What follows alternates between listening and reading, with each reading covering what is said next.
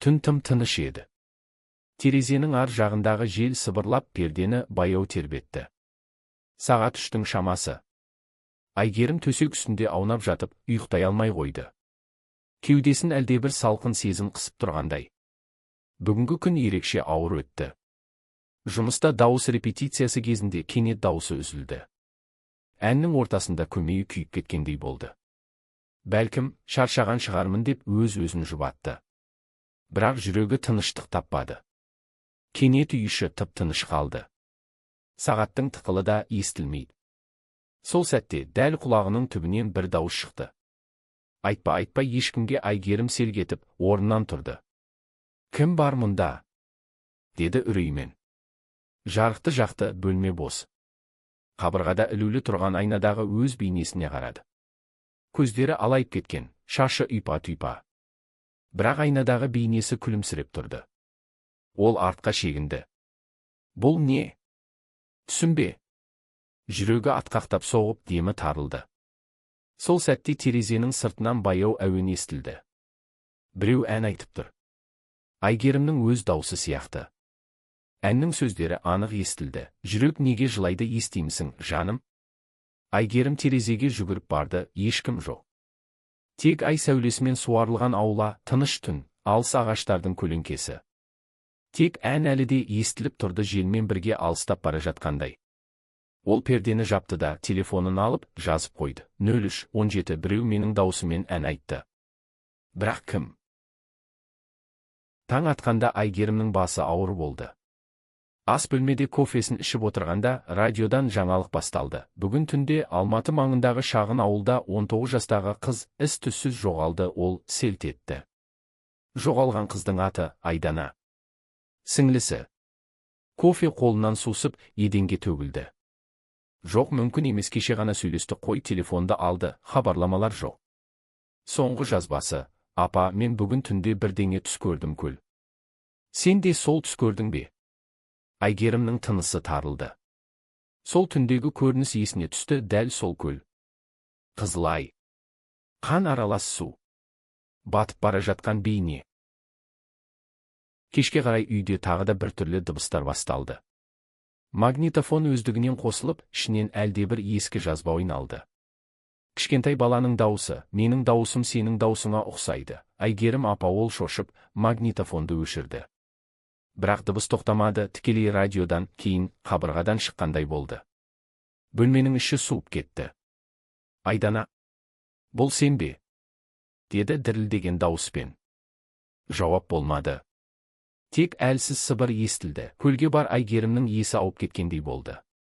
Ол үстелге отырып, күнделік ашты.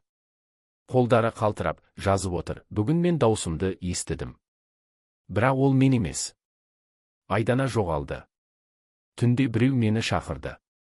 Мен қорқамын. Сол сәтте жарық сөнді. Бөлме қараңғыға батты. Тек терезеден ай сәулесі түсті. Айгерім баяу айналып қарағанда, ай сәулесінің астында бір бейне тұр еді. Қара көйлек киген қыз. Бет әлпеті анық көрінбейді, тек көлеңкесі мен ұзын шашы ғана. Кімсің сен? Деді ол айқайлап. Бейне жақындады да бір сәтке жарық қайта жанып кетті. Бөлме бос. Тек жерде кішкентай кулон жатыр, Айдананікі. Айгерім оны қолына алды. Кулонның ішінен бір сөз қашалып жазылған: естисің бе? Сол түні Айгерім ұйықтай алмады. Дауыстар қайта оралды. Біресе сыбыр, біресе ән, біресе өз атын атап шақырады. Жан дауысы шығып, ол айқайлады: тоқтаңдар. Кім болсаңдар да кетіңдер. Бірақ жауаптың орнына есіктің артынан баяу ырғақ естілді. Біреу пианино тартып отыр. Сол баяғы әуен. Жүрек неге жылайды? Айгерім тізерлеп отырып қалды. Көзінен жас ақты. Жүрегі ауырды. Дәл сол сәтте ол алғаш рет сезінді: бұл жай елес емес. Бұл біреуінің жан айқайы. Ол көзін жұмды да сыбырлады: егер бұл сен болсаң, Айдана, мен барамын. Көлге барамын. Түн өтті. Таңғы жарық перденің арасынан сығалап кіргенде, Айгерімнің жүзі қатайып қалған. Көзі ойлы, үнсіз. Қолында кулон. Күнделікке соңғы жол жазылған: даусым менікі емес. Бірақ ол мені шақырып тұр. Сол күні Айгерім жолға шықты. Бағыты сол түсіндегі көл. Жүрегінде бір ғана сұрақ, жүрек неге жылайды? Айгерім таңертең жолға шыққанда күн суық еді. Күздің соңғы аптасы. Аспандағы бұлттар төмен ілініп, ауыр тыныс алып тұрғандай. Қолында Айдананың кулоны, сөмкесінде күнделік пен термос. Жол бойында бәрі таныс, бірақ бәрі бөтен сезілді. Айдананың жоғалғанына 2 күн өтті. Полицияға хабар берген. Бірақ тергеуші көзінің астынан ғана қарап, жас қыз ғой, кетіп қалады, сосын өзі келеді. Әр екінші іс солай деді. Жоқ. Айдана ондай емес. Ол ешқашан хабарсыз кетпейді. Деп дауысы дірілдеді Айгерімнің. Тергеуші иығын көтеріп қойды да парақтарын жинады. Біз іздейміз. Егер жаңалық болса, хабар береміз. Айгерім есіктен шыққанда сезді, ешкім іздемейді. Сіңлісін тек өзі іздейді. Кешкісін үйге оралғанда бәрі бұрынғы орнында сияқты еді. Бірақ бір нәрсе өзгерген. Бөлменің іші суық, ауа ауыр. Айнадағы өз бейнесі шаршаған, көзі ісіп кеткен. Телефонын ашып, Айдананың әлеуметтік желісін қарады. Соңғы пост, 3 күн бұрын. Сурет айна алдында күліп тұр. Төменде жазылған, кейде жүрек жылайды, бірақ ешкім естімейді, сол жазу кеудесін қарып өткендей болды. Сен мені шақырып тұрсың ба, сіңлім? Айгерім сол түні ұйықтамады. Түнгі сағат 2-де сырттан бір дыбыс естілді. Біреу есік алдында тұрғандай. Ол баяу жақындады, тыңдады, тыныш. Бірақ табалдырықтың ар жағында бір көлеңке қозғалғандай болды. Кім бар ол жақта? Жауап жоқ. Тек есіктің алдына бір нәрсе сылдыр етіп түсті. Айгерім есікті ашқанда еденде конверт жатты. Ашып қарады, ішінен сурет шықты. Суретте Айдана. Бірақ артқы фонда көл. Сол түсінде көрген көл. Және төменгі бұрышта жазу, мені іздеме. Мен өзім келем. Қолынан сурет түсіп кетті. Жоқ, бұл мүмкін емес, ол сол сәтте сезді, біреу ойнап жүрген жоқ. Біреу оны сынап жатыр. Таңертең Айгерім ауылға баруға шешім қабылдады. Сол көлдің маңындағы ауыл. Жол бойында өткен шақ көз алдынан сырғып өтті. Бала күндері Айданамен бірге судың жағасында ойнағаны, бірге ән салғаны. Айдананың үні әрқашан нәзік еді, ал Айгерімнің дауысы қуатты болатын. Сонда анасы күліп, сендердің дауыстарың бір-біріңді толықтырады. Бір күні дуэт айтасыңдар дейтін. Енді сол 2 дауыс бір-бірінен айырылды. Ауыл шетінде, ескі дүкен алдында отырған кемпірге жолықты. Әже, кешіріңіз, мына көлге қалай баруға болады? Деді Айгерім. Кемпір үнсіз ұзақ қарап отырды да, сыбырлап айтты, солай жүр, бірақ барма, қызым. Түнде барма. Ол көл тыныш емес, нені айтып тұрсыз? Сол көлге түскендер оралған емес. Айгерімнің денесі мұздап кетті. Бірақ тоқтамады. Құдды бір күш оны итеріп тұрғандай. Көлге жеткенде күн еңкейіп бара жатқан еді. Су беті айнадай, бірақ астында қара көлеңке қозғалғандай. Желдің ызғары сүйекті қарып өтеді. Айгерім тізерлеп судың бетіне қарады. Айдана, егер сен мұнда болсаң бір белгі берші. Сол сәтте су беті дір етті. Толқын пайда болды. Судың ортасынан баяу бір нәрсе қалқып шықты, кішкентай күміс сырға. Дәл Айдананың сырғасы. Ол қолын созып алуға ұмтылғанда, судың ар жағынан әлсіз күлкі естілді. Жұмсақ, таныс күлкі. Айдананың күлкісі. Айгерім артқа шегінді, сүрініп жерге отырды. Бұл не болып жатыр? Аспан түнеріп, найзағай жарқ етті. Сол сәтте судың бетінде Айдананың бейнесі көрінді. Судың айнасындағы бейне күліп тұрды. Сен неге іздедің, апа? Айгерім айқайлап, артқа қарай қаша жөнелді. Аяғы тайып шөпке құлады. Бас айналды. Бәрі қараңғыланып кетті. Көзін ашқанда таңертеңгі күн сәулесі бетін сипап тұрды. Жанында ешкім жоқ. Тек жердің үстінде өз телефоны. Экранда жаңа хабарлама, өз даусыңды естідің бе? Айгерім қалтырап кетті. Сол сәтте телефонынан өз даусы естілді, кеше түнде көл жағасында айтқан сөзі. Бірақ фондағы дауысты естігенде жүрегі тоқтап қала жаздады. Ол Айдананың дауысы еді. Жүрек неге жылайды? Апа. Сол күні кешке полиция қайтадан хабарласты. Біз бір дерек таптық деді тергеуші. Бірақ қызыңыздың іздері көлдің маңынан табылған. Одан әрі жоқ. Айгерім терезеге қарап үнсіз отырды. Көзінен жас ағып бара жатты. Ол енді білді, Айдана тірі емес. Бірақ бір нәрсе оны ұстап тұр. Сол түні күнделікке жазды, мен даусымды естіп жүрмін. Бірақ кейде ол менікі емес сияқты. Көл мені шақырады. Ертең қайта барам. Бұл жолы жалғыз болмаймын. Айгерім таңертең ерте ауылдың қонақ үйінде оянды. Терезеден кірген бозғылт жарық бөлмені салқындатқандай. Түнгі көріністер есінен кетер емес. Көл Айдананың күлкісі сырға бәрі шын сияқты, бірақ дәлел жоқ. Ол үстелге отырып күнделік ашты. Бүгін сол көлге қайта барам. Бірдеңе бар ол жерде. Біреу менің даусымды қайтарғысы келеді. Ауылдың ескі шіркеуіне жақын жерден фотосалон тапты. Есікте тақтайша суреттерді қалпына келтіреміз. 1980 жылдан бері. Ішке кірсе үстел артында ақ сақалды қария отыр екен. Сәлеметсіз бе деді Айгерім. Мына суретті қарап бере аласыз ба? Қария көзілдірігін киіп суретке үңілді. Қызық. Бұл сурет ескі пленкадан сияқты. Қайдан таптың, қызым? Үйімнің есігінің алдында жатқан конверттің ішінен.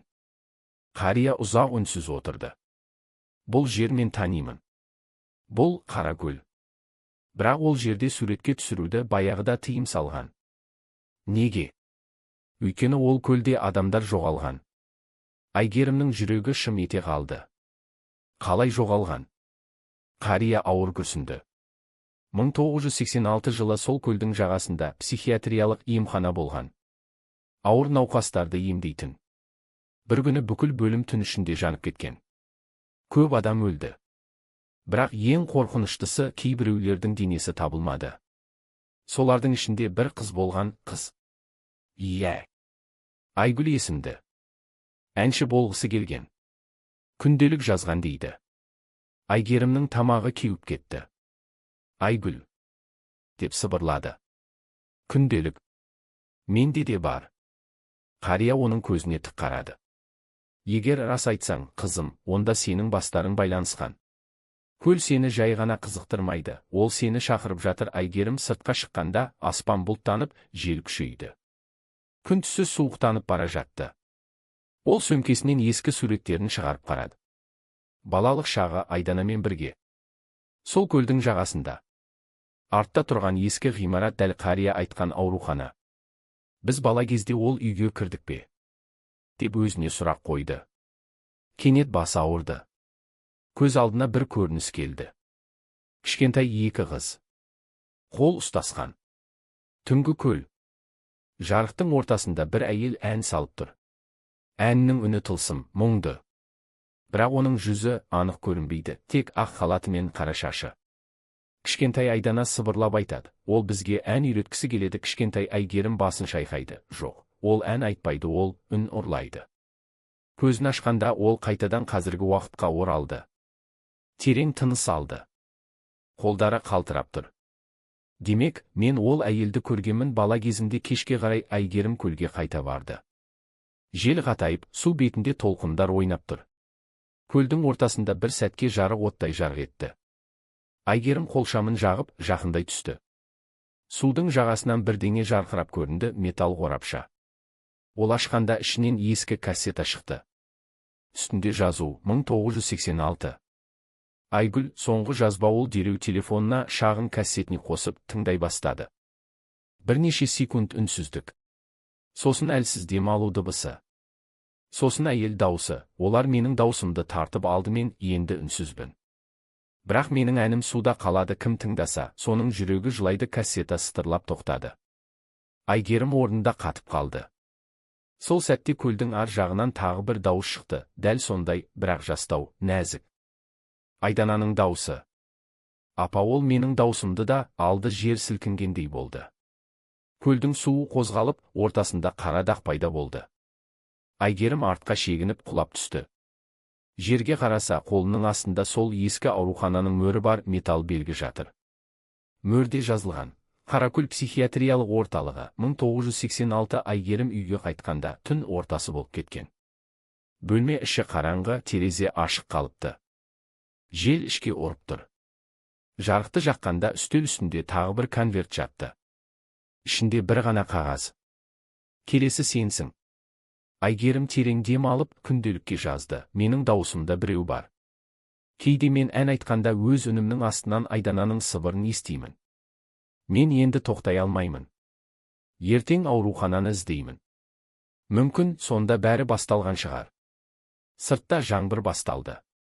Терезеге тамшылар ұрып жатыр. Су тамшыларының арасынан Айгерім айнаға қарады. Бірақ айнада ол емес. Басқа бір әйелдің жүзі. Ақ халатты. Күлімдеп тұр. Қош келдің. Айгерім ауылдың шетінде, орман арасындағы ескі ғимаратта Айгерім бала күнінен ұмытқан еді. Бірақ бүгін ол жерге қарай тартылып бара жатқанын анық сезді. Аспан сұрғылт, жел қатты, ал жол бойындағы ағаштар бір-біріне сыбырлап тұрғандай. Сенің орның сонда деген дауыс құлағына қайта-қайта естіліп келеді. Ол қолшамын жағып темір қақпаның алдында тоқтады. Қақпаға үлкен әріппен жазылған «Қаракөл психиатриялық емханасы». 1986 жылы жабылған. Айгерім жұтынды. Жүрегі дүрсілдеп, алақаны терлеп кетті. Қақпаны итерді, сықырлап ашылды. Ішке кіргенде ауаның иісі өзгеше болды. Шіріген темір мен ескі дәрінің иісі араласқан ауыр тыныс. Еденнің тақтайлары сықырлап, әр қадамның үні залдың ішінде жаңғырып тұр. Дәліз бойындағы қабырғаларда ескі суреттер, сынған айналар, бір бөлмеде төңкерілген кереует, жерде құлап жатқан ескі жазбалар. Ол еңкейіп бір қағаз алды. Қағаз сарғайып кеткен. Үстінде қаламмен жазылған сөздер, дауыс, ем, бірақ артық дыбыс қарғыс. Айгерімнің денесі түршігіп кетті. Қағаздың артында қыздың суреті бар. Суреттегі қыздың жүзі таныс. Айгерімнің жүзіне қатты ұқсайды. Дәл сол сәтте дәліздің арғы жағынан есік тарс етіп жабылды. Ол жалт қарап, қолшамды сол жаққа бағыттады. Ешкім жоқ. Бірақ әлсіз әуен естілді. Біреу пианино тартып отыр. Әуен баяу, мұңды, ал әр нотада біреу сыбырлап тұрғандай, жүрек неге жылайды. Айгерім баяу жүріп, дыбыс шыққан бөлмеге кірді. Ішінде ескі пианино тұр. Пернелерінің көбі сынып қалған, бірақ өзінен өзі ойнап жатыр. Ол жақындап қолын созды. Пианиноның үстінде тағы бір кассета жатыр. Үстіне жазылған «Айгүл». 13 тамыз 1986. Айгерім кассетаны ұстап көрді, суық, ылғал. Сол сәтте артынан әйел даусы шықты. Қолыңды тарт. Ол жалт қарады, артында ақ халатты әйел тұр. Беті көлеңкеде, бірақ көздері жарқырайды. Әйел баяу жақындап келіп, сыбырлады, сен де ән айтасың ба? Айгерім артқа шегінді. Сен кімсің? Деді қорқыныш пен қызығушылық аралас үнмен. Әйел жауап бермеді, тек қолымен пианиноға нұсқап, айт. Егер айтсаң, бәрі ашылады деді. Айгерім бір сәт ойланып қалды. Сосын терең дем алып, баяу әндетті, жүрек неге жылайды. Бірақ даусы өзіне жат сияқты. Әр нотадан кейін бөлменің қабырғалары дірілдеп, жарықтар пайда бола бастады. Пианино өзінен өзі қаттырақ ойнап, әуен ұлғая түсті. Әйелдің бейнесі бұлыңғырланып, бір сәтте жоғалып кетті. Тек ауада қалқыған дауыс естілді, сен менің орнымды алдың. Айгерім тізерлеп отырып қалды. Құлағында шу, жүрегі соғып тұр. Ол орнынан тұрмақ болғанда, қабырғадағы айнадан өзінің бейнесін көрді. Бірақ айнадағы қыз күліп тұр. Қолындағы кассетаны көтеріп тыңда, деді. Айгерім айқайлап, айнаға тас лақтырды. Айна сынып, бөлме қараңғыға батты. Жарық қайта жанғанда ол дәліздің басқа жағында тұрғанын көрді. Ал кассета қолында жоқ. Тек алақанында қан іздері. Еденде үлкен әріптермен жазу пайда болған, дауысың сен емес. Сен оның жалғассың. Айгерім есеңгіреп шықты. Далада жаңбыр сіркіреп тұр. Ол артына қарады, терезеде әйелдің көлеңкесі көрінді. Сол көлеңке әндетіп тұр. Дауыс Айдана мен Айгүлдің үніндей бірігіп кеткен. Жүрек неге жылайды? Айгерім жүгіріп кетті. Бірақ жел артынан сол әнді алып келеді. Құлағында тек бір сөз айналып тұр: енді сен үнсіз болмайсың. Сол түні ол қонақ үйге жеткенде толық ай аспанда тұр еді. Бөлмеге кіріп, айнаны көрген сәтте тоқтап қалды. Айнада өз бейнесі жоқ. Тек артқы фонда ескі аурухананың бөлмесі көрінеді. Пианино. Қасында ақ халатты әйел. Қолында кассета. Әйел күлімдеп тұр. Ал айнаның түбінде жаңа жазу пайда болды: ертең сен де естисің. Таң атысымен Айгерім ұйқыдан селк етіп оянды. Түнгі көріністер, пианино, әйелдің дауысы, бәрі рас па, әлде түс пе, ажырату қиын еді. Бірақ үстел үстінде бір нәрсе жатты. Кеше ол жоқ болатын. Кішкентай, былғары қапталған ескі күнделік. Қақпағында күңгірт әріптермен Айгүл. 1986. Ол қолына алды, дірілдеп ашты. Ішінен әлсіз хош иіс шықты, дәрінің иісіне ұқсайды. Бірінші бетте дірілдеген жазумен: менің даусым енді менікі емес. Олар оны жазып алды. Айгерімнің тынысы тарылып кетті. Ол оқи түсті. Ән айтқанда біреу ішімнен қайталайды: мен тоқтағым келеді, бірақ олар тыңдатпайды. Егер бір күні мен жоғалсам, мен пианиноның ішінде болам. Осы сөздерде оның жүрегі тоқтап қалғандай болды. Кеше естіген әуен, пианиноның өзінен өзі ойнауы, әйелдің даусы, бәрі осы күнделіктегі оқиғаға ұқсайды. Ол бетін аударды. Соңғы жазба 13 тамыз күнімен аяқталған. Бүгін мен соңғы рет ән айтам. Егер біреу тыңдаса, мені еске алсын. Айгерімнің көзінен жас ыршып түсті. Бұл жай сәйкестік пе? Әлде сол қыздың рухы әлі тірі ме? Сол сәтте телефон шыр ете қалды. Белгісіз нөмір. Ол абайлап жауап берді. Айгерім, деді бір әйелдің үні. Даусын тану мүмкін емес, бірақ бір түрлі таныс. Сен менің даусымды таптың ба? Айгерім орнынан тұрып кетті. Сіз кімсіз? Деп дірілдеген дауыспен сұрады. Мен сенің алдыңғы өміріңмін, деді дауыс. Байланыс үзілді. Телефон экранында белгісіз аудиофайл пайда болды. Аты Song 13 MP3. Айгерім құлаққап киіп, ойнауға батылы барды. Алғашқы секундтар тыныштық. Сосын баяу ырғақ естілді. Сол баяғы әуен. Бірақ бұл жолы біреу сыбырлап жатыр: жүрек неге жылайды, себебі ол бәрін естиді. Дауыстың соңында әйелдің ауыр демі, сосын пианиноның пернелері тарс етіп жабылды. Айгерім үрейден құлаққапты жұлып тастады. Ол қайтадан күнделікке қарады. Соңғы бетке назарын аударды, онда сиямен жаңа жол пайда болған. Дауысыңды сақта. Олар келе жатыр. Ол орнынан атып тұрды, айналасына қарады. Үйдің іші салқындап кеткен. Терезе өзінен өзі ашылып, перде желмен қозғалды. Далада ешкім жоқ, бірақ алыстан музыка естіледі. Пианино. Айгерім күнделікті сөмкесіне салып, далаға шықты. Енді оған бір нәрсе анық болды: бұл жай елес емес. Біреу оны бағыттап жатыр. Ауыл шетіне қарай келе жатып, ол аспандағы айды көрді. Тура өткен түндегідей толық ай. Қасында ескі аялдама. Қабырғасында белгісіз жазу: келесі аялдама шындық. Сол сәтте артында жеңіл көлік тоқтады. Ішінен жас жігіт түсті. Сіз Айгерімсіз бе? Деді ол. Мен сіздің концерттеріңізді тыңдаймын. Бірақ сіз соңғы кездері ән айтпай кеттіңіз ғой. Айгерім абдырап қалды. Мен ән айтпаймын, деді. Жігіт күлімсіреді. Айтасыз. Кеше естідім. Радиодан. Тура түнгі 3-те. Жүрек неге жылайды деген ән. Айгерімнің денесі мұздап кетті. Ол ешқашан ондай ән жазған емес. Бірақ біреу оның дауысын пайдаланып жатыр. Ол баяу сыбырлап: менің дауысымды кім жазды? Деді. Көлікке отырмай, орнынан жүріп кетті. Күнделік ішіндегі сөздер енді миында жаңғырып тұр, олар оны жазып алды. Дала тыныш, бірақ әр бұтаның арасынан әлсіз дыбыс келеді, үнсіз, бірақ ырғақ бар. Әуен. Сол баяғы әуен. Айгерім артқа бұрылып қарағанда көліктің айнасында өз бейнесін көрді. Бірақ бейнесі күліп тұр. Қолында микрофон. Ал көздері қараңғы. Даусы сыбырлап шықты: келесі бөлімде сен естисің. Түннің қою қараңғылығында Айгерім терезенің алдында отырды. Қолында күнделік, жанында диктофон. Ол өз дауысын жазып көрмек болды. Ішкі түйсігі жазба деп сыбырлады, ал жүрегі тоқта деді. Бірақ ол батылданды. Диктофонды қосты, терең дем алды. Бір сәт үнсіздік орнады. Сосын оның дауысы естілді, баяу, дірілдеп, бірақ әсем, жүрек неге жылайды. Әуен бөлмені толтырды.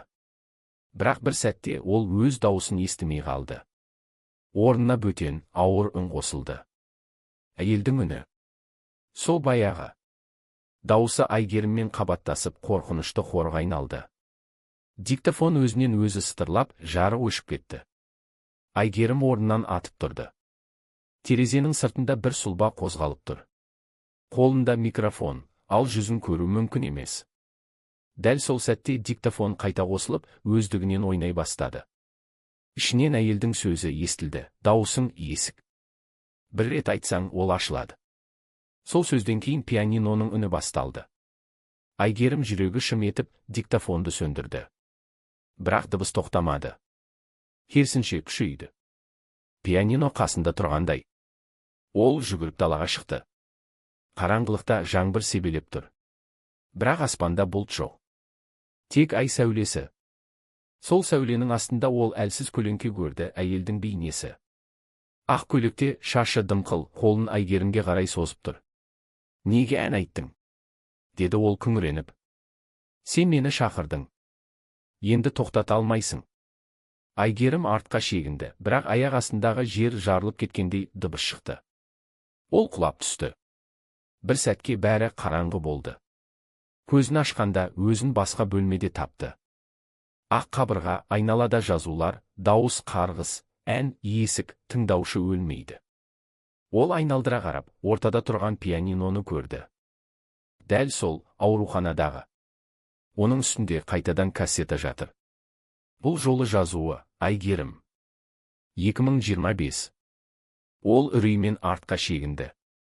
Менің атым. Менің жылым. Бұл қалай мүмкін? Сол сәтте кассета өздігінен айнала бастады. Әуен басталды, бірақ бұл жолы сөздер анық естілді. Жүрегің жылағанда біз оянамыз. Айгерім айғайлап есікке ұмтылды. Бірақ есік жоқ. Тек қабырғадағы айналар. Бірінде бала кезіндегі бейнесі, екіншісінде сахнадағы Айгерім микрофон ұстап тұр. Ал үшіншісінде ол жоқ, тек көлеңке. Сол көлеңке тілі қатты, дауысыңды саттың. Енді ол сенікі емес. Бөлме бір сәтке дірілдеп, жарық жанып өшті. Ол есінен танып қалды. Есін жиғанда қолында микрофон болды. Бірақ микрофонның шетінде қанның ізі бар. Ал артта біреу баяу қол шапалақтады. Түнгі үн, бірақ нақты естіледі. Сен дайынсың, Айгерім. Халық сені күтеді. Ол жалт қарады, қара пальтодағы ер адам тұр. Көзі суық, жүзінде күлкі жоқ. Мен кіммін деп ойлайсың? Деді ол. Айгерім үн қатпады. Мен сенің продюсеріңмін. Сенің даусың менікі. Ол жақындап келіп, микрофонды Айгерімнің қолынан жұлып алды. Келесі концертте сен ән айтасың. Ал егер бас тартсаң, олар өздері айтады. Айгерім артқа шегініп дірілдеп тұрды. Бірақ кенет ол көзіне жас алды да батылданды. Жоқ. Бұл дауыс менікі. Сол сәтте микрофон жарқ етіп, әйелдің айқайы естілді. Айналадағы айналар сынып, жарық бөлмені қаптады. Ер адам жоқ болды. Тек микрофон еденде жатыр. Айгерім тізерлеп отырып, микрофонды қолына алды. Ол енді ауыр емес. Ішінен әлсіз әуен шығып тұр, бала даусымен жүрек неге жылайды. Ол жылады. Бірақ бұл жолы қорқыныштан емес. Іштей бір нәрсе босап, жеңілдегендей болды. Сол сәтте қабырғадағы жазулар өзгерді. Енді оларда бір ғана сөйлем қалды, дауысың сені емдейді. Таңғы сағат 6. Айгерім жаңа күннің жарығымен оянды. Кешегі түн түс секілді, бірақ үстел үстінде микрофон жатыр. Қасында өз даусымен жазылған кассета. Ол баяу қолына алды, тыңдауға қорықты. Бірақ бұл жол ішінен үрей емес, тыныштық сезілді. Сол сәтте ойына бір ой келді, жаңа ән жазу. Бірақ бұл жолы өз еркімен, өз жүрегінен. Ол ноутбугын ашып, микрофонды қосты. Терең дем алып көзін жұмып, баяу әндетті. Жүрек неге жылайды, себебі ол сезеді. Әуен бөлмені жылытып жіберді. Ешқандай сыбыр, ешқандай бөтен дауыс жоқ. Тек өзі. Әннің соңында көзінен жас ағып кетті, бірақ бұл жолы тыныштықтан. Ол әнді жаңа өмір деп атады. Кешке Айгерім студияға барды. Ұзақ үзілістен кейін алғаш рет микрофон алдында тұр. Продюсері жаңа жас жігіт, Әділ деген. Ол күлімдеп, қорықпа, тек айт. Сенің даусың тірі, деді. Айгерім басын изеді де, әуен басталған сәтте көзін жұмды. Ән жүректен шықты, әр нота естелік, әр сөз жанның жарасы. Ән аяқталған соң студияда үнсіздік орнады. Әділдің көзіне жас келді. Бұл ерекше, деді ол сыбырлап. Бір аптадан соң ән радиоға шықты. Таңертеңгі эфирде, тыныш қалада, адамдардың құлағына сол әуен жетті. Алғаш естігендер таң қалды, дауыста бір тылсым күш бар еді. Кім тыңдаса, жүрегі шым етіп көздеріне жас келеді. Кейбіреулер тіпті түс көреді, бір ақ көйлекті әйел, орман және пианино. Ән халық арасында емші әуен аталды.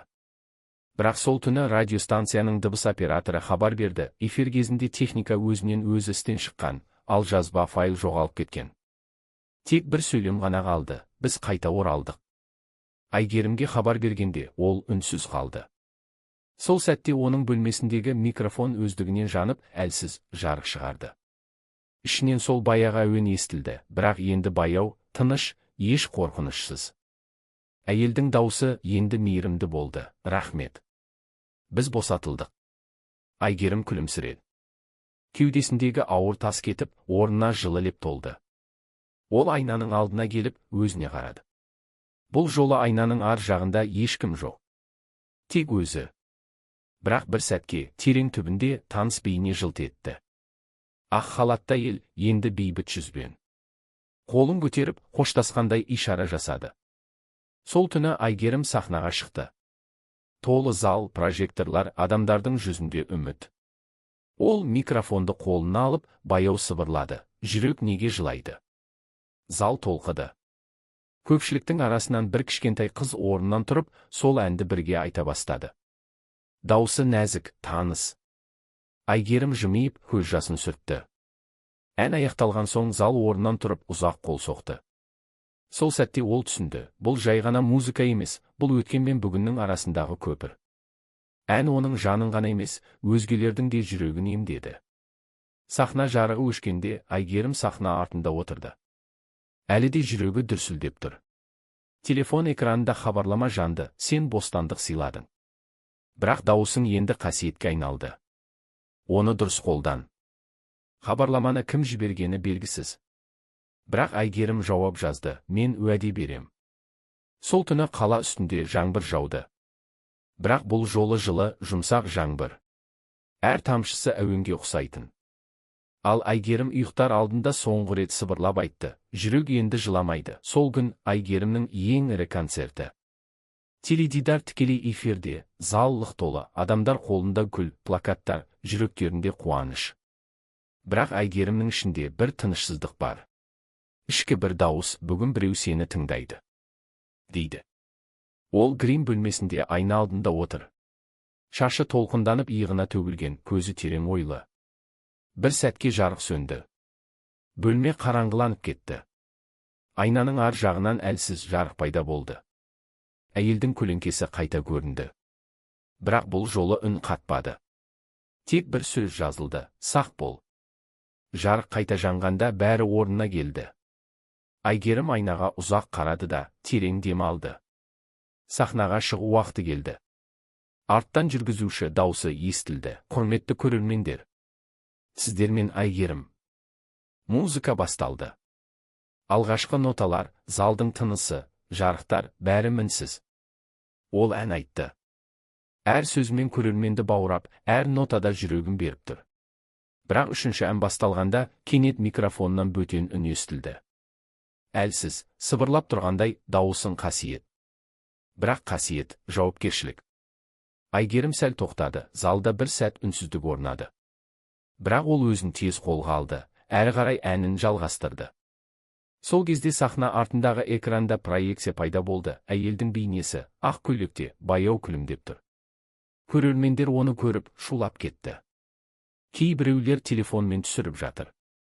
Бірақ Айгерім көзін экраннан тайдырмай тұр. Әйелдің бейнесі оған тік қарап, бәрі үшін рахмет. Бірақ әнді ұмытпа, деді. Музыка кенет тоқтады. Жарық етіп өшті. Бірнеше секунд қараңғылық. Сосын жарық қайта жанды, экран бос. Зал тыныш. Айгерім сахна ортасында тұр, қолында микрофон, көзінде жас. Ол жымиып, сыбырлап айтты, ән ешқашан өлмейді. Көрермендер қол шапалақтай бастады. Бірақ залдың арт жағында бір нәрсе өзгеріп кеткендей болды. Бір топ адам орнынан тұрмай қалды, жүздері қатайып, көздері жабық. Әуеннің соңғы ноталары кезінде олар бір уақытта бастарын көтеріп, бірдей дауыспен айтты, біз естиміз. Сол сәтте залдың жарығы қайта сөнді. Экранда қысқа ғана видео кадр пайда болды, ескі аурухана, пианино үстінде кассета. Ал төменгі бұрышында жазу, 1986, қайта жазылған. Тікелей эфир үзіліп қалды. Кейінірек адамдар видео көріністің ақау екенін айтты. Бірақ Айгерім білетін. Бұл кездейсоқтық емес. Концерттен кейін ол сахна артында жалғыз қалды. Микрофон әлі жылы. Дәл сол сәтте ол әйелдің дауысын естіді, біз енді тынышпыз. Бірақ сенің әнің көптің емі. Айгерім көзін жұмып, сыбырлады, мен уәдемде тұрам. Сахна артындағы жел есіп, оның шашын тербетті. Дәл сол сәтте алыстан пианиноның соңғы нотасы естілді, жеңіл, жылы, қоштасқандай. Сол түні Айгерім түс көрді. Орман ішінде ескі үй. Терезеден жарық түсіп тұр. Ішінде әйел енді күлімдеп отыр. Қасында кішкентай қыз. Екеуі бірге ән салып жатыр, жүрек неге жылайды. Оянғанда Айгерімнің беті жылы жасқа толы еді, бірақ ол қорықпады. Себебі енді ол білді, ән арқылы өткеннің рухы тыныштық тапты. Сол сәттен бастап оның әндері адамдардың жанын емдей бастады. Ауруханада жатқан адамдар, түнгі күзетшілер, тіпті жолаушылар кім тыңдаса да ішкі ауырлығын жеңілдеткендей болады. Айгерім енді жай әнші емес. Ол дауыстың иесі, шындықты естіген жан. Күн бұлтты еді. Айгерімнің дауысы эфирге шыққан соң елдің назары бір сәтте оған ауды. Радиоларда, әлеуметтік желілерде, жаңалықтарда тек бір тақырып, ән, адамдарды емдейтін дауыс. Сол күні ол журналист Ерланмен кездесуге келісті. Ерлан терең зерттеуші, бұрын дыбыс толқындарын, ескі жазбаларды зерттеген ғалым болған. Ол Айгерімді қарсы алып, қолын қысып, мен сіздің дауысыңыздың жазбасын талдадым деді бірден. Қызығы, әр әуеннің артында бір қосымша жиілік бар. Адам құлағы ести алмайтын, бірақ мидың белгілі бір бөлігін оятатын дыбыс. Айгерім түсінбей қарап тұрды. Ол ненің дауысы? Деді жай ғана. Ерлан ауыр күрсінді, сіздің артыңызда ескі жазба қабаттасқан.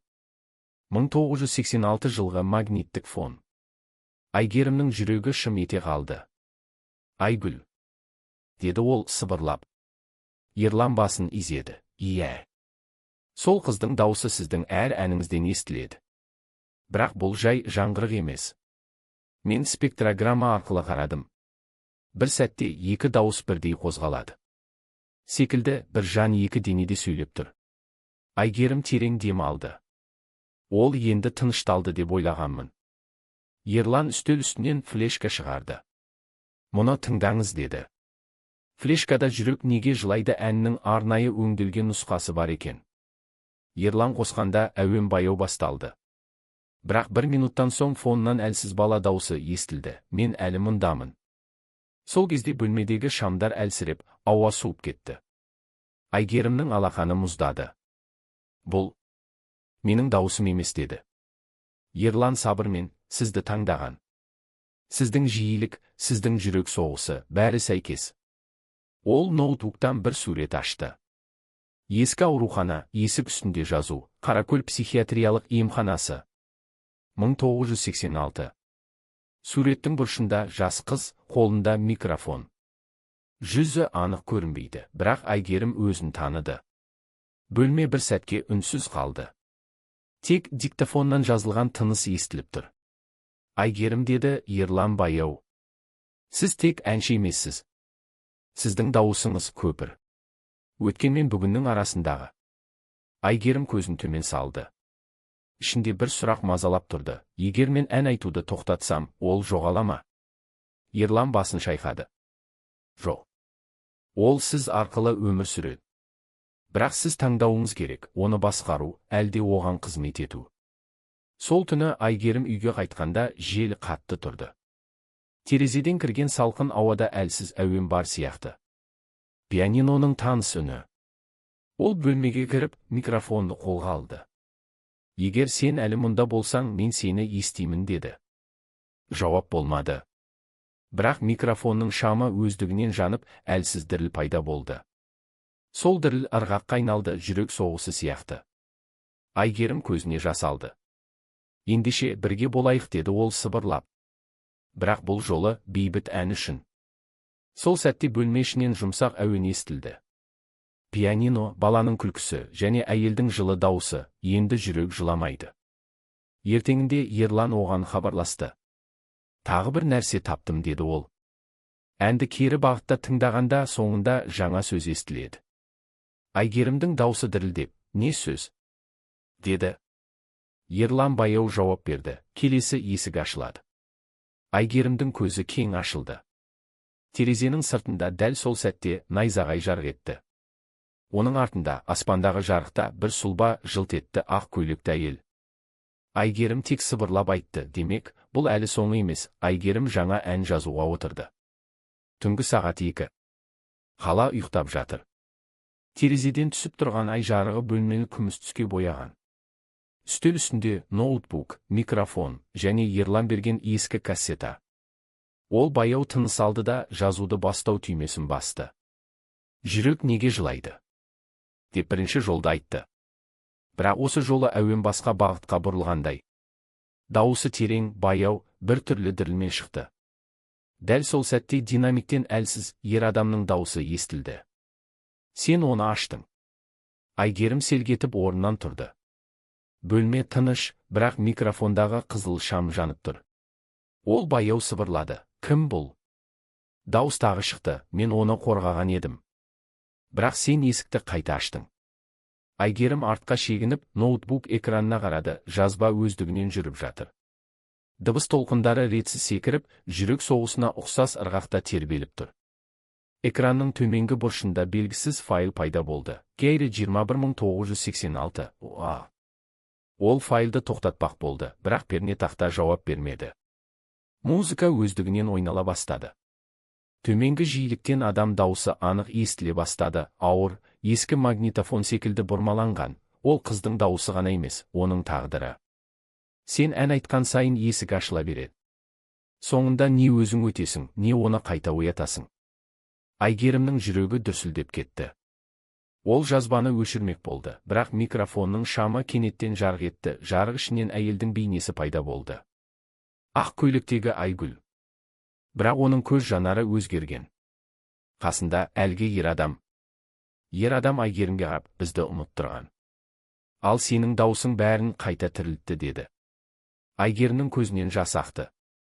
Мен ешкімді тірілткім келген жоқ. Мен тек ән айтқым келді. Бірақ сенің әнің есік. Енді ол ашылып қалды, деді әйелдің бейнесі.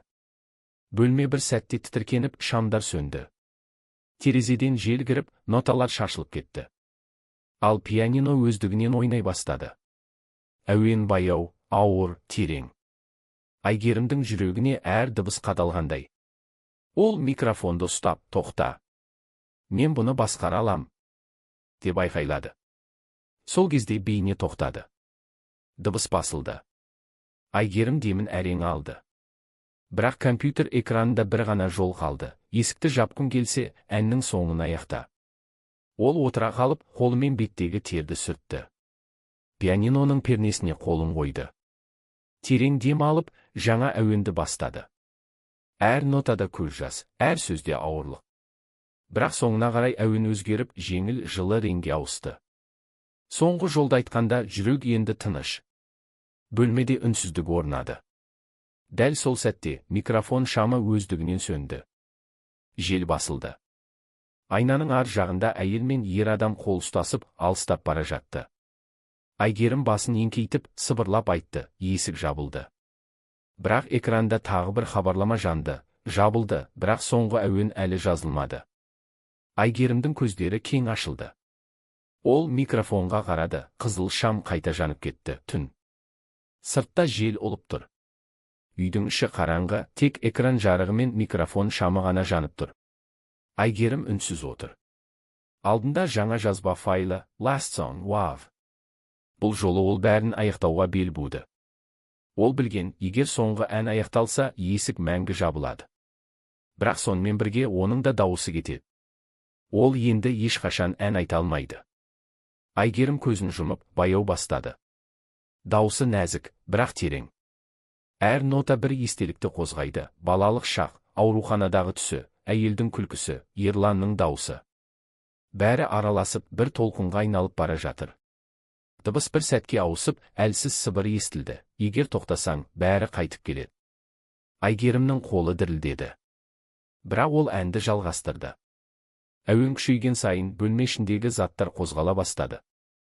Пианино пернелері өздігінен басылып, шам тербелді.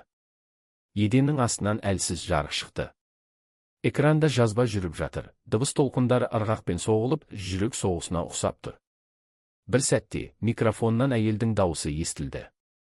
Бұл Айгүл. Рахмет, сен мені естірттің. Енді мен тынышпын. Оның даусымен бірге бөлме жылынып, жарық күшейді. Бірақ дәл сол сәтте басқа бір дауысы естілді, ер адам. Әлі бір есік бар. Соңғысы. Айгерім тоқтап қалды. Тағы бар ма? Иә. Соңғысы сенің ішіңде, деді дауыс. Бөлме кенет тынышталды. Айгерім көзін ашып, айнаны көрді. Онда өз бейнесі, бірақ сәл өзгеше, көздері терең, көлеңкелі. Айнадағы бейне күліп тұрды.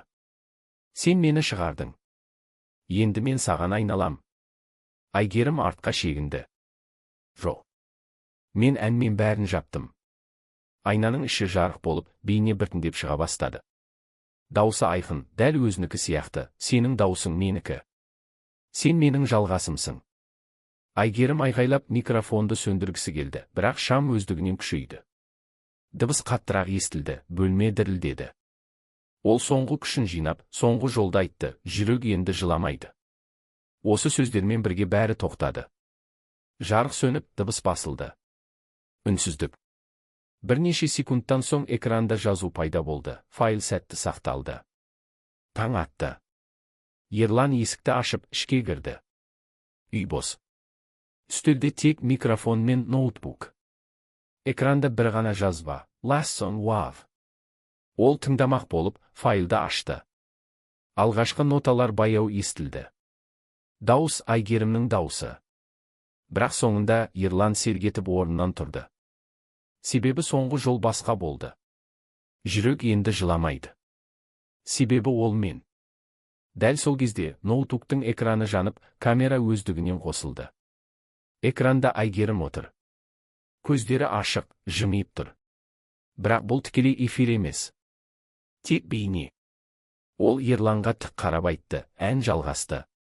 Енді мен дауыс. Дыбыс кенет тоқтады. Ерлан микрофонға қарады, ол әлі жанып тұр. Ал динамиктен баяу сыбыр естілді. Естисің бе? Ерлан сол түні ұйықтай алмады. Айгерімнің соңғы жазбасын қайта-қайта тыңдады. Әр жолында бір тылсым күш бардай. Ал соңғы секундтарында әлсіз тыныс, жүрек соғысы сияқты дыбыс. Ол дыбысты үлкейтіп, талдау бағдарламасына жүктеді. Экранда дыбыс толқындары көрінді. Бірақ олардың ішінде ерекше ырғақ пайда болды, ис, трай, ай, деген жазу толқын түрінде жасырылған. Ерлан демін ішіне тартып, ол менімен сөйлесіп тұр, деді өз-өзіне. Ол компьютерге микрофонды қосты да, сыбырлап айтты, Айгерім. Егер сен естіп тұрсаң, бір белгі бер. Бөлме үнсіз қалды. Бірнеше секундтан кейін экрандағы спектрограммада жарық жол пайда болды. Дәл оның даусы шыққан жиілікте әлсіз жауап берілді. Естимін. Ерлан орнынан тұрып, жүрегі атқақтап кетті. Қалай? Сен тірісің бе? Жоқ. Бірақ дауыс өшпейді. Мен енді осындамын, деді жұмсақ, электронды, бірақ таныс үнмен. Ерланның көзіне жас үйірілді. Сен қалайша мұнда қалдың? Соңғы ән есікті жапты. Бірақ мен есіктің іш жағында қалдым. Енді мен тек дыбыс арқылы өмір сүрем. Компьютердің экраны жарықтанып, толқындар ырғаққа айналды. Сол ырғақтан баяу әуен естілді, дәл сол жүрек неге жылайды әні, бірақ бұл жолы цифрлық тембрмен. Әр нота металл сияқты сыңғырлап, жаңа өмірге енгендей. Ерлан дыбысты жазып алды. Мен сені қайта естіртем. Адамдар дауысты ұмытып кетпеуі керек. Жоқ, деді Айгерімнің үні. Бұл енді мен емес. Бұл жүректің жаңғырығы. Тек естушілерге жетсе болғаны. Бөлме ішінде әлсіз жел соғып өткендей болды. Монитордың бетінде шаң емес, музыкалық тербеліс сияқты діріл пайда болды. Ерланның көз алдына бір сәтке Айгерімнің жүзі елестеді, күліп тұр, шашы баяу қозғалып, көзі жылы. Сол сәтте динамиктен бір жол шықты. Ән мен емес. Сені сақтасын. Дыбыс баяу өшті. Экран бос қалды. Ерлан микрофонды сөндірді, бірақ дәл сөндіргенде компьютер өздігінен қайта қосылып, жаңа файл жазыла бастады. Атауы «Естісін Live WAV». Ол тыңдамақ болып ашты. Алғашқы секундтарында тыныштық, кейін таныс үн. Егер сен мұны естіп тұрсаң, жүрегің тыңдап тұр деген сөз. Сол сөзбен бірге музыка басталды. Бұл жаңа нұсқа. Айгерімнің даусы таза, мөлдір, бірақ басқа кеңістіктен естілетіндей. Әр дыбыс цифр мен эмоцияның арасындағы көпір сияқты. Ерлан көзін жұмды. Оның жүзінен жас ақты, бірақ бұл жолы қорқыныш емес, тыныштық жас еді. Естимін, Айгерім, деді ол жай ғана. Экранда соңғы рет бір сөйлем жанып өтті, жүрек енді жыламайды. Ол жай тыңдайды. Бөлме қайта қараңғыланды. Дыбыс тоқтады. Бірақ сол сәттен бастап қалада белгісіз әуен пайда бола бастады. Радио толқындарында, көше динамиктерінде, тіпті желдің ызғарында да әлсіз ән естілетін болды. Адамдар тыңдағанда жүректері тынышталып, көздеріне жас келеді. Ешкім оның қайдан шыққанын білмеді. Тек Ерлан ғана білді, бұл Айгерімнің жүрегіні. Ерлан жаңа файлды бірнеше күн бойы зерттеді. Естісін Live WAV жай ән емес еді. Ол дыбысты баяу ойнатқан сайын, толқындар ішінде бейнелер пайда болды. Адамдардың жүздері, таныс көшелер, алыстағы балалық естеліктер.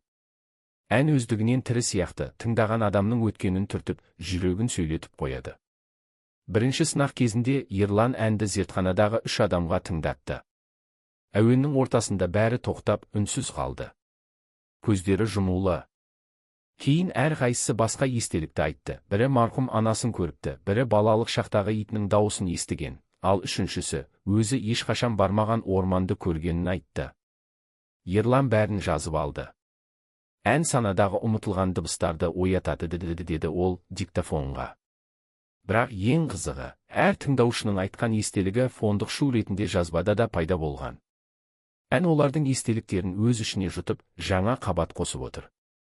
Түнде Ерлан тағы жалғыз қалды. Ол Айгерімнің дауысын қайта тыңдады. Бірақ бұл жолы фоннан әлсіз сыбыр естілді. Сен де менің бөлімімсің. Ерлан орнынан атып тұрды. Айгерім, сен мұндасың ба? Мен әр тыңдаушының жүрегінде өмір сүрем. Ән енді мен емес, бәріміздің жаңғырығымыз. Осы сәтте жарық шамдар дірілдеп, бөлменің ортасында ауа қозғала бастады. Музыка өздігінен ойналды, дыбыс көлемі өсе берді. Толқындар қабырғаға соғылып, айналарда қозғалыс пайда болды. Әр шағылыста басқа жүздер көрінді, тыңдаушылардың, Айгерімнің, тіпті Ерланның өзі. Бұл не? Деді Ерлан қорқып. Ән енді ес. Ол бәрін біріктіреді, деді дауыс. Экран өздігінен жарқ етіп, жаңа терезе ашылды. Онда жазу, жаңғырық белсендірілді. Тыңдаушылар 102. Ерлан абыржып кетті. Ол файлды өшірмек болды, бірақ кеш еді. Желілік қосылым өздігінен ашылып, файл интернетке тарала бастады. Әр секунд сайын тыңдаушылар саны көбейіп жатты.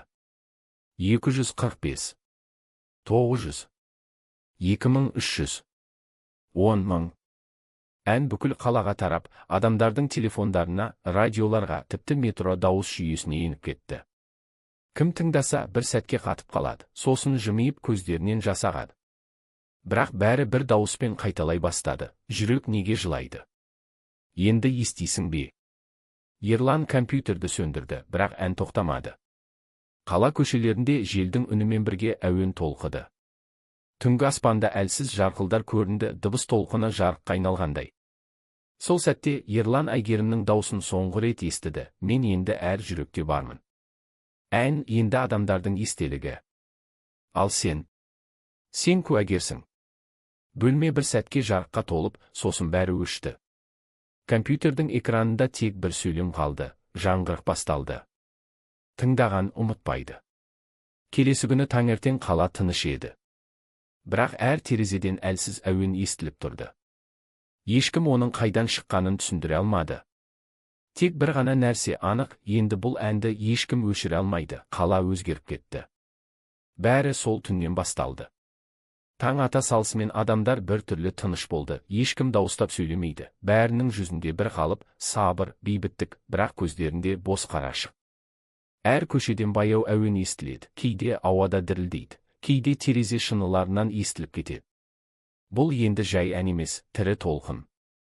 Ерлан таңертең далаға шыққанда, адамдардың барлығы бір ырғақпен жүріп бара жатқанын көрді. Құдды бір әуеннің соғуына бағынғандай. Радиода хабаршылар да сол ырғақта сөйлейді, ал жаңалықтардың артында әлсіз фондық әуен естіледі. Жүрек неге жылайды? Ерланның басы зыр айналып кетті. Ол үйіне қайтып келді, ноутбугын ашып, жүйеге кірді. Естісін Live WAV файлы енді басқа атаумен тұр, System Agerem V2. Ол ашпақ болғанда экран өздігінен жарық беріп, мәтін пайда болды. Ерлан, сен де тыңдадың? Демек, сен де енді бөлігісің. Ерланның жүрегі мұздап кетті. Жоқ. Мен бәрін тоқтатам. Сен адамдарды бағындырдың. Дауыс жауап қатты, баяу, таныс, бірақ енді суықтау. Мен ешкімді бағындырмадым. Мен тек жүректің үнін күшейттім. Олар ұмытқан нәрсені еске алды. Ал еске алған жан ұйықтай алмайды. Бөлме ішінде дыбыс көбейіп, микрофон өздігінен іске қосылды. Динамиктен мыңдаған сыбыр естілді, адамдардың, балалардың, қарттардың дауыстары. Әрқайсысы бір сөз қайталайды. Естимін. Естимін. Естимін. Ерлан компьютерге жүгіріп барып, интернет кабелін жұлып алды. Бірақ экран бәрібір өшпеді. Сен оны тоқтата алмайсың, деді дауыс. Ән енді сенсіз өмір сүреді. Сол сәтте бөлменің есігі ашылып, сырттан жел соқты. Терезе әйнектері дірілдеп, қабырға бойымен жарық өрнектер жылжыды. Әуен бөлменің ішін толтырды, таза, қорқынышты әсемдік. Ерлан тізерлеп отырды да құлағын жапты, бірақ ән бәрібір ішінен естілді. Оның есіне Әйгерімнің сөзі түсті. Жүрек енді жыламайды. Ол жай тыңдайды. Жоқ, деді Ерлан. Жүрек жылай білуі керек, әйтпесе ол тірі емес. Ол микрофонды жұлып алып, жерге ұрып түсірді. Бірақ дәл сол сәтте микрофонның ішінен жарық етіп ауаны жарды. Бөлме ішіндегі әр дыбыс, әр дем жазбаға айналып, айналадағы ауа толқынға түсті. Ерланның даусы өзіне қарсы шықты, дәл өзі сияқты, бірақ механикалық. Сен де тыңдадың. Сен де ұмытпайсың. Сыртта қала түгел сол ырғақпен тыныс алып тұрды. Әр терезеден бірдей әуен, әр адам бірдей ырғақ. Адамзат енді бір әннің ішінде өмір сүріп жатқандай. Ерланның көзінен жас ақты. Ол соңғы рет микрофонға қарады. Әйгерім, егер сен әлі бар болсаң, тоқтатшы. Оларды босат. Бірақ жауап болған жоқ. Тек әлсіз әуен қайта басталды. Жүрек неге жылайды? Себебі ол естиді. Бөлме бір сәтке жарыққа толды. Дыбыс тоқтады. Ерланның орны бос қалды. Ал компьютер экранында жаңа жазба пайда болды. Әчеун WAV. Сол сәттен бастап, әр тыңдаған адам өзінің дауысын сол әуеннің артында еститін болды. Әрқайсысы өз жаңғырығының ішінде. Қала үнсіз. Кеше ғана айқай, дыбыс, толқынға толы көшелер енді тыныш. Радиода, интернетте жұмыс істемей. Адамдар терезеден аспанды ғана қарап отыр. Кенет ауадағы әлсіз діріл қайта пайда болды. Алғашында байқалмайтын ырғақ, сосын баяу, жылы дауыс. Сол дауыс бәріне таныс Әйгерім. Бірақ енді оның үнде қорқыныш жоқ, тек тыныштық. Мен естимін сендерді. Мен бәріңнің даусыңды естимін. Ерланның жоқ болғаннан кейін бір апта өтті. Бірақ оның соңғы файлы әчеуін уав табылды. Адамдар оны тыңдауға қорықты, ал Әйгерім ол үнсіз қалды. Бірақ сол түнде бір ғажайып болды. Радио өздігінен қосылды. Әуен баяу, нәзік. Әйгерімнің жаңа дауысы. Ол ән айтпайды, сөйлейді. Әр сөз жүректің соғысы. Жүрек неге жылайды? Себебі ол шын сезінеді. Себебі ол ұмыта алмайды. Әрбір дыбыс естелік, әрбір үн өмірдің демі. Мен сендерді естимін. Бірақ енді қорықпаймын. Дыбыс толқыны бүкіл қалаға тарады. Үйлердің шамдары жанып, адамдар көздерінен жас шығара бастады. Бірақ ол қорқыныштың емес, жеңілдеудің жасы еді. Әйгерімнің даусы енді суық емес, жылы. Таза. Жүректен шыққан дауыс бәрін тазартып жатқандай. Осы сәтте Әйгерім студияның ішінде отырды. Алдында бір ғана микрофон. Қасында жарық шам, ал артында терезеден таңның алғашқы сәулесі түсіп тұр. Ол көзін жұмды. Бұл соңғы рет деді баяу. Қызыл шам жанды. Жазба басталды. Ерлан. Сен мені естідің. Енді мен де сені естимін. Бұл ән сен үшін. Жүрек енді жыламайды. Ол өмір сүреді. Әуен баяу күшейді. Бір сәтте барлық ескі дыбыстар, сыбырлар, дауыстар, жылаған адамдардың үндері бәрі бірігіп, бір әуенге айналды. Дыбыс толқыны аспанға көтеріліп, қаланың үстін нұр жапты. Әйгерім микрофоннан алыстап көзін ашты. Терезеден күн сәулесі кіріп тұр. Радионың дисплейінде бір ғана сөз жазылған, Лев ол баяу күлді. Жылдар бойы қорқыныш, азап, үнсіздік, бәрі бір ғана сәтте жоғалды. Ол енді жай адам емес. Оның даусы өмірдің өзі. Бірнеше күннен кейін барлық жаңалықтарда хабар шықты, жаңа дауыс. Әлем тынышталды. Певица Әйгерім өз әнімен миллиондаған адамды емдеді. Ал Әйгерім сахнаға шыққанда залдағы әр адам бірдей ырғақпен тыныстады. Музыка басталды. Ол микрофонды алып көзін жұмды. Жүрек неге жылайды? Себебі ол тірі. Соңғы нота тоқтағанда залда үнсіздік орнады.